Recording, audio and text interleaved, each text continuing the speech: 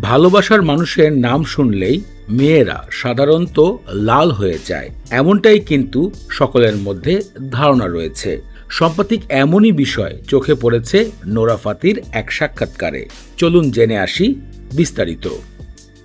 দুবাইয়ের ভার্জিন রেডিওর একটি শোয়ে উপস্থিত হয়েছিলেন বলিউডের ড্যান্সার গায়িকা নোরা ফাতে। সে সময় ফুটবলার ইয়াসিনের প্রেমের কথা নিয়ে জানতে চাওয়ার সাথে সাথে হাসি মুখে লাল বর্ণের হয়ে গিয়েছিলেন নোরা ফাতে। সে সময় তিনি জানিয়েছেন প্রেম নয়, তার সাথে ভালো বন্ধুত্বর সম্পর্ক রয়েছে এবং ফুটবলার ইয়াসিনের অনেক প্রশংসা করেছেন নোরা ফাতে। আর কথা বলার সময় নোরা ফাতে অনেকটাই লজ্জা পাচ্ছিলেন।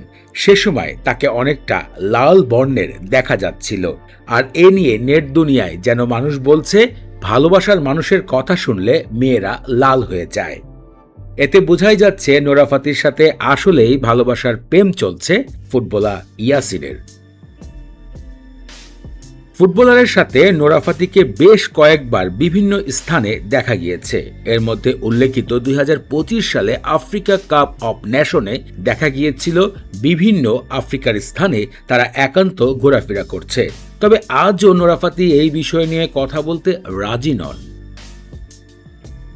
এদিকে খেলোয়াড় ইয়াসিন একটা টাইমে বলেছিল নোরা ফাতির সাথে তার একটি ভালো সম্পর্ক। বর্তমানে সবাই ধারণা করছে ফিফা 2026 ওয়ার্ল্ড কাপ শেষ হওয়ার পর থেকেই নোরা ফাতির সাথে ফুটবলার ইয়াসিনের বেশ প্রেমের সম্পর্ক চলছে নীরবে। দর্শক, আপনাদের কাছে কি মনে হচ্ছে? ভিডিওতে কমেন্ট করে জানাবেন আপনাদের মূল্যবান মতামত।